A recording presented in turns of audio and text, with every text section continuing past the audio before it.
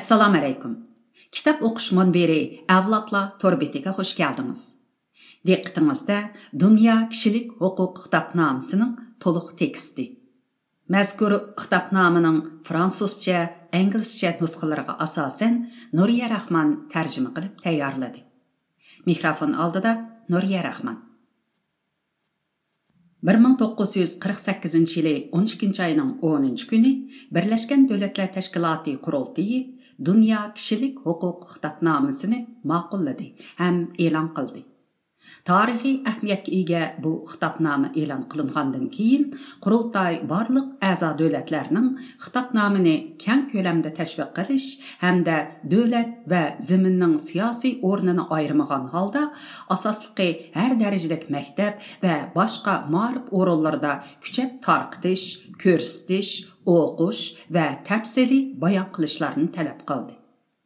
Kitobnomining to'liq mazmuni tovandikicha. Kirish so'z. İnsanlar ailesideki barliq a'zolarning xos izzat hurmatini, barobar va voz kechilmas huquqini e'tirof qilish dunyoviy hurlik, haqqoniyat va tinchlikning asosiy ekanligini ko'zda tutib, kishilik huquqqa e'tiborsiz qarash va kamsitish insonlarning noroziligini qo'zg'ab, zo'ravonlik harakatlarining kelib chiqishiga turtki bo'lganligini, vaholanki har bir odam so'z va e'tiqod erkinligidan bahramand bo'ladigan, vahima va nomrodlikdan mustasno dunyoning barpo bo'lishi avam xalqning eng oliy orzusi deb e'lon qilinganligini ko'zda tutib, kishilarning zo'ravonlik va zulmga qarshi qo'zg'alishga majburlanmasligi uchun kishilik huquqni qonuniy tuzumlar orqali qo'g'dashning muhimligini ko'zda tutib, davlatlar aro do'stlik munosabatini taraqqiy qildirishni ilgari surishning zarurligini ko'zda tutib, Birlashgan Davlatlar xalqlarining kishilik asosiy huquqi, insoniy izzat hurmati va qadr-qimmati, ayollarning huquq barobarligiga bo'lgan e'tiqodi Birlashgan Davlatlar Tashkilotining nizomnomasida qayta ta'kidlanganligini, xalqning bir qadar keng doiradagi erkinlikda jamiyat taraqqiyotini ilgari surish va yaxshi turmush sharoiti barpo qilish irodasiga kelganligini ko'zda tutib, har qaysi a'zo davlatlarning Birlashgan Davlatlar Tashkiloti bilan hamkorlashib, kishilik huquq va asosiy erkinlikning umumyuzlik hurmatlanishi va amaliylashtirilisini qo'lga keltirish uchun qasam berganligini ko'zda tutib, bu erkinlik va haq huquqlar to'g'risida o'rtaq tushunish bo'lishining qasamlarni to'liq o'rinlashda nihoyatda muhim ekanligini ko'zda tutib, qurultoy mazkur Dunyo kishilik huquq kitobnomasini e'lon qilib, butun xalq va har qaysi davlatlar tirishib amalga oshiradigan o'rtaq o'lcham qilib bekitdi. Shundaqla har bir odam va jamiyatdagi barliq organlarning bu kitobnomani har zaman asga ilib, ta'lim-tarbiya orqali kishilik huquq va erkinlikning hurmatlanishini yuksaltirish, davlat ichi va xalqarodagi tadrijiy tadbirlar orqali bu huquq va erkinlikning har qaysi a'zo davlat xalqlari, jumladan shu davlatning ma'muriy boshqarishidagi territoriyada yashaydigan xalqlar orasida umumyuzlik va unumli e'tirof qilinishi va amaliylashtirilishini kapolatlantirishni umid qiladi. Birinchi modda. Har qanday odam tug'ilishidalla hurdir. İzzat hurmat va haq huquqda barobardir. Ular aql ham vijdonga ega. Ular bir-biriga qarindoshlik ruh bilan muomala qilish kerak. Ikkinchi modda. Har bir odam mazkur kitobnomada ko'rsatilgan barliq haq huquq va erkinlikdan bahramand bo'lishga huquqli bo'lib, irqi, rangi, jinsi, tili, dini, siyosiy ko'zqarashi yoki har qanday boshqa qarashlari, asli davlat yoki ijtimoiy tavalligi, boyligi, tug'ilishi va yoki boshqa har qanday sharoitiga qarab farqlantirilmaydi. Shuning bilan birga bir odam o'zi tava davlat yoki zaminning siyosiy, ma'muriy va yoki xalqaroliq o'rnining o'xshamasligi bilan farqlantirilmaydi. Mayli bu zamin mustaqil zamin bo'lsin, vakolatan boshqarilayotgan zamin bo'lsin, avtonomiyasiz zamin yoki boshqa har qanday egilik huquqi cheklamaga uchragan zamin bo'lishidan qat'iy nazar farqli qaralmaydi. 3-modda. Hamma odamning yashash, erkin bo'lish va shaxsiy bexatarlik kapolatidan bahramand bo'lish huquqi bor. 4-modda. Har qanday odam qo'l qilinib yoki qul o'rnida ishlatilmasligi kerak. Har qanday shakldagi qulluq tuzum yoki qul savdosi birdek man'iy qilinadi. 5-modda. Har qanday odam qiyin qistoqqa, rahimsiz, inson qilipidan chiqqan haqoratlik jazo yoki muomalaga uchramasligi kerak. 6-modda. Hamma odamning har qanday joyda o'zining qonuniy salohiyatini e'tirof qildirish huquqi bor. 7-modda. Hamma odam qonun oldida barobar. Hamma odamning qonun tarafidan farqlantirilmay barobar qo'g'dilish huquqi bor. Har qanday odamning mazkur xitobnomaga xilof har qanday kamsitilish va bundoq kamsitilishga turtki bo'lgan har qanday harakatlarga qarshi barobar qo'g'dilish huquqi bor. 8-modda. Har qanday odam asosiy qonun va boshqa qonunlar tarafidan e'tirof qilingan asosiy huquqiy daxli tarzga uchraganda davlatning mas'ul adliya organlarining unumli chora qo'llanib o'zini qo'g'dishiga huquqliq. 9-modda. Har qanday odam xohlagancha tutqun qilinmasligi, turmaga solanmasligi yoki surgun qilinmasligi kerak. 10-modda. Har qanday odam mustaqil va betaraf sudning odil va oshkora holda so'roq qilib, o'zining huquq va majburiyatlarini bekitishi hamda o'z ustidan qilingan har qanday ayblashga qarata hukm chiqarishiga to'liq barobar asosda huquqliq. 11-modda. 1. Jinoiy qilmish bilan ayblangan har qanday odam o'zining oqlanishiga zarur kapolatlarga erishgan ochiq sudda jinoyati qonuniy jihatdan bekitilganga qadar gunohsiz deb qaralishga huquqliq. 2. Har qanday odamning har qanday qilmishi yoki qilmaslik harakati yuz bergan chog'dagi davlat qonuni yoki xalqaro qonun bo'yicha birdek jinoyat shakllantirmaganlarini jinoiy ishlar bo'yicha jinoyatlik deb hukm qilishga bo'lmaydi. Shundaqla jinoiy jazo berganda jinoyat sodir bo'lgan chog'dagi tatbiqlanadigan qonuniy belgilamalardan ig'ir jazo berishga bo'lmaydi. 12-modda.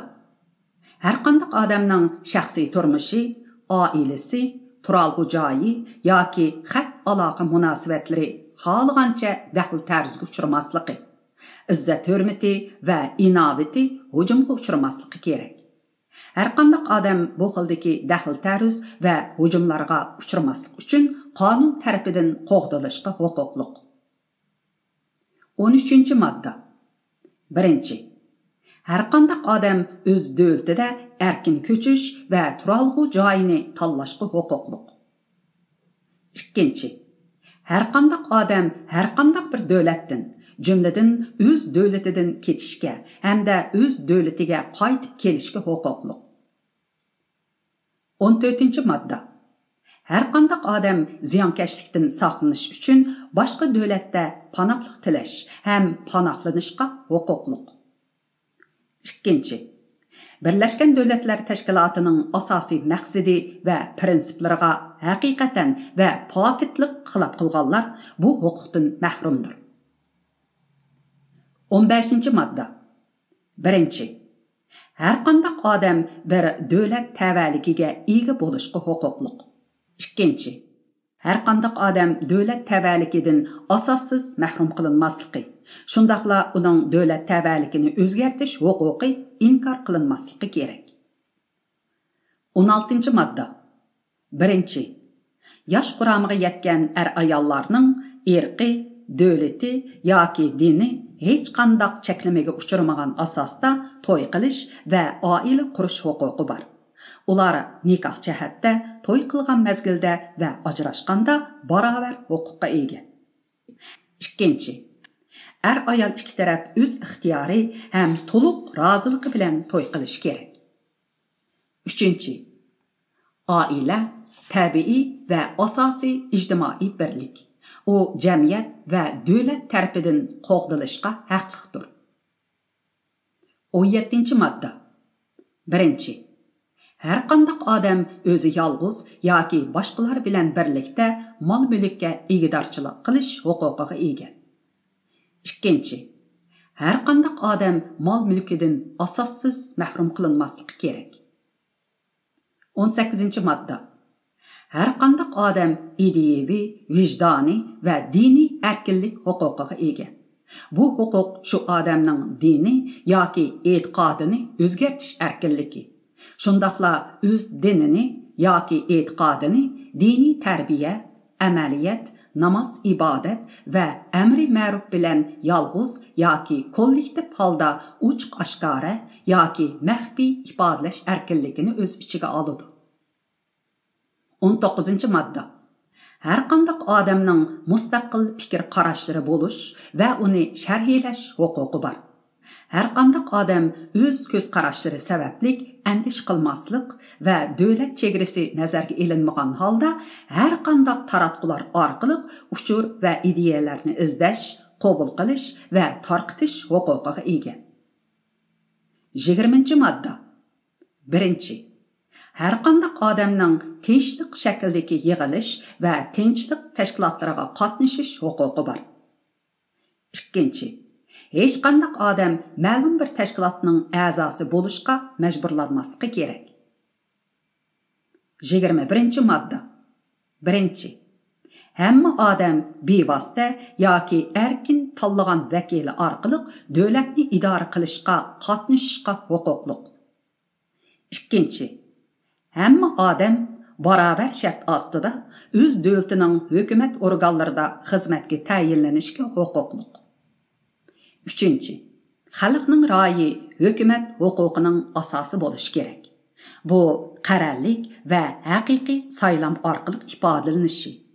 Xalqning saylash erkinligi kapolatlantirilgan asosda umumyuzlik va barobar bilet tashlash huquqiga asosan ismsiz bilet tashlash yoki munosib erkin bilet tashlash tartibi bilan ilib berilishi kerak. 22. Madda. Her bir odam jamiyatning bir a'zosi bo'lish sifati bilan ijtimoiy kapolatdan bahramand bo'lishga huquqli. Bir davlatning ijtimoiy kapolati har bir odamning kishilik izzat hurmati va alohidaligining erkin yetilishi uchun zarur bo'lgan iqtisodiy, ijtimoiy va madaniy huquqlardan mamnun bo'lishni asos qiladi. Hem şu devletning tirishchanligi va xalqaro hamkorlik har qaysi davlatlarning qurilmasi va boylik manbalariga munosib bo'ladi. 23. Madda. 1. Hamma odamning ishlash, kasbini erkin tanlash, adil va muvofiq xizmat sharoitidan bahramand bo'lish ham ishsizlikqa qarshi qo'g'dinish huquqi bor. 2. Hamma odamning har qanday kamsitilishdan mustasno holda o'xshash xizmat uchun o'xshash haq olish huquqi bor. 3. Ishlaydigan har bir odamning o'zi va oila tavobatlarining insondek yashaydigan muvofiq turmush sharoitini kapolatlantiradigan adil va muvofiq ish haqidan bahramand bo'lish. Zarur bo'lganda boshqa shakldagi ijtimoiy kapolatlardan qo'shimcha manfaatlanish huquqi bor. 4. Har qanday odamning o'z manfaatini qo'g'dash uchun boshqalar bilan birlikda ishchilar huquqini yoqlaydigan uyushmalarni qurish yoki shundoq uyushmalarga a'zo bo'lish huquqi bor. 24. Madda. Har qanday odamning dam olish, ko'ngil ichish, bo'libmi xizmat vaqtining muvofiq bo'lishi va qarorlik holda maoshliq dam olish huquqi bor. 25. Madda. 1. Har qanday odamning o'zi va oila tavobatlarining salomatligi va farovonligi, jumladan yemak-ichmak, kiyim-kechak, turalgı öy, davalanish va keraklik ijtimoiy mulozimatlar kapolatlantirilgan yetarlik turmush saviyasiga ega bo'lish huquqi bor. Har qanday odam ishsiz qolganda, kasal bo'lganda, majruh bo'lganda, tul qolganda, yashanganda yoki o'z kontrolligidan halqagan sharoitlar sababli tirikchilik iqtidorini yo'qotganda ijtimoiy kapolatdan bahramon bo'lish huquqi bor. Ikkinchi, onalar va bolalarning alohida g'amxo'rlik va yordamga erishish huquqi bor. Bütün bolalar, mayli nikohdan tug'ilgan yoki nikohsiz tug'ilgan bo'lsin, hammasi o'xshash ijtimoiy kapolatdan bahramon bo'lishi kerak. 26-modda. 1. Hamma odamning maktabda o'qish huquqi bor. Maktabda o'qish haqsiz. Hech bo'lmaganda boshlang'ich va asosiy bosqichda shundoq bo'lishi kerak. Boshlang'ich ma'rif majburiy bo'lishi kerak.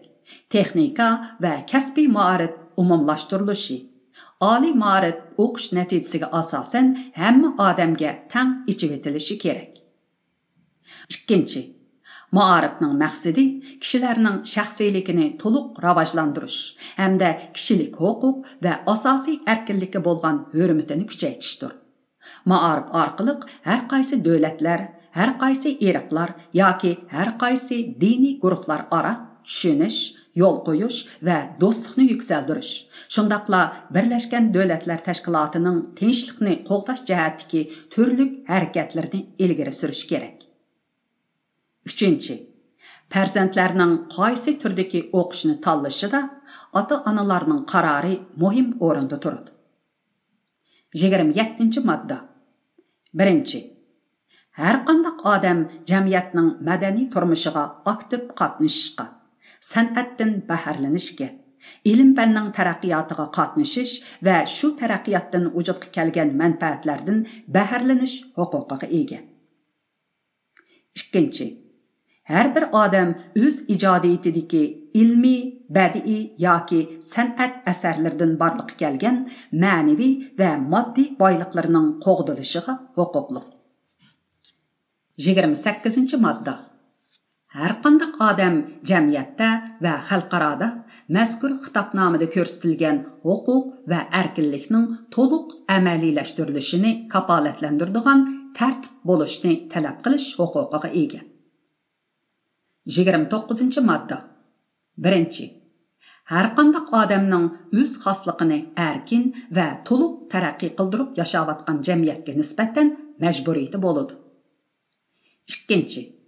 Har qanday odam o'z huquqini yurgizgan va erkinligidan bahramon bo'lganda, boshqalarning huquqi va erkinligini e'tirof qilish va hurmatlashni kapolatlantirish uchun tuzilgan qonunning cheklamasiga uchraydi. Bu kishilarning bir demokratik davlatda axloq, ommaviy tartib va umumiy farovonlik jihatdagi to'g'ri talablarni qanoatlantirish uchun bo'ladi. 3. Bu huquq va erkinliklar har qanday ahvol ostida Birlashgan Davlatlar Tashkilotining maqsad va prinsiplariga qarshi ijro qilinmasligi kerak. 30-modda. Mazkur xitobnomaning har qanday moddasini har qanday davlat, guruh yoki shaxsning mazkur xitobnomada ko'rsatilgan huquq va erkinlikka qarshi buzg'unchilik harakat yoki qilmishlarga qatnashish, ijro qilish huquqi deb tushunishga bo'lmaydi. 2020-yil 8-oyning 10-kuni Shveysariya Janbada unga elindi.